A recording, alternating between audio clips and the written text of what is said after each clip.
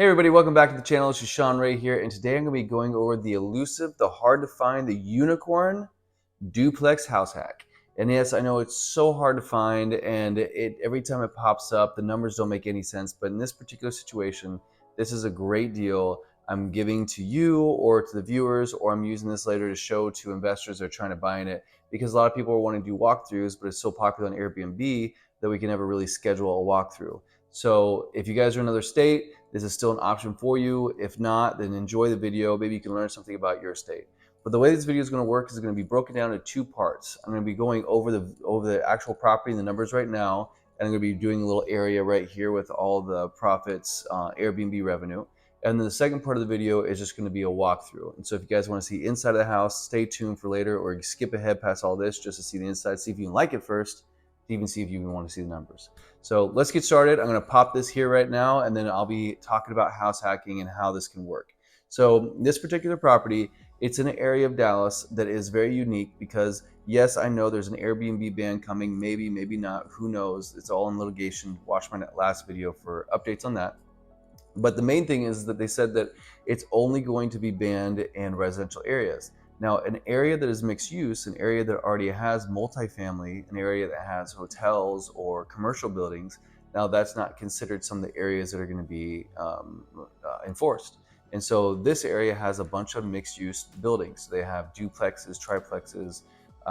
There's buildings across the street that are commercial buildings. And so it's a very interesting area of town. And it's also, on top of that, it has 2 meters. So whenever you convert a single family residence, but then you just personally make it into a duplex by separating a wall or adding a room or adding a stairs, go upstairs, something like that, it's different than something that's been zoned and has 2 meters to make itself a duplex. So the first floor of this place is going to be a 2-bedroom with 1 bath.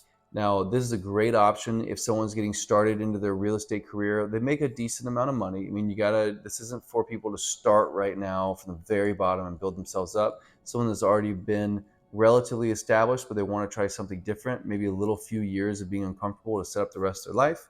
But the downstairs would be a 2-bedroom, 1 bath, and you can live downstairs. It's an option. You can house hack the fact that you can live downstairs, and then you can rent the top floor up for if you want to put it on long-term rental, just on the market. They can go for about $2,900 to $3,000, and then that can cover a lot of your mortgage. And so you're living at a very, very good rate, and then you're building out the equity in the house. On top of that, you could even, when you have an extra surplus income, you can upgrade the house and make it even look nicer, and that way you can later on cash out refinance whenever the market's ready for that. That is one option for you to take. You can also rent out one of the other rooms if you're young and you're doing really well and you are in an apartment that you're paying $3,000 a month for, whatever happens to be. Then you can just move into this, rent out one of the rooms, and now between the 3 bedrooms upstairs and the other 1 bedroom, which is just like a buddy of yours or something, then you could have a majority of your mortgage covered, if not all of it. So living for free is a great way to start when you're a young person, or I mean, at any age, I guess you might say. Another option is you can just Airbnb the entire thing, kind of like this current person is doing that is selling it. As you see the numbers, if you want to pause the video, zoom in if you can, whatever, but you can see that this house is very profitable on Airbnb. Some years doing over $100,000 on Airbnb, and then normally it's about around 90 or so. And so if those numbers make sense to you when you buy the property, when you have the mortgage, you can even buy the property with all the furniture currently in it. You can keep the property manager that's currently working it. You can keep the cleaning crew that's currently cleaning it. I mean, it's pretty much a no-nonsense, just freebie for you.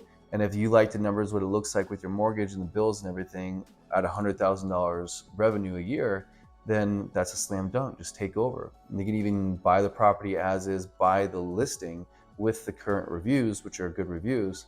I mean, that's a win-win for everybody. So that is the property.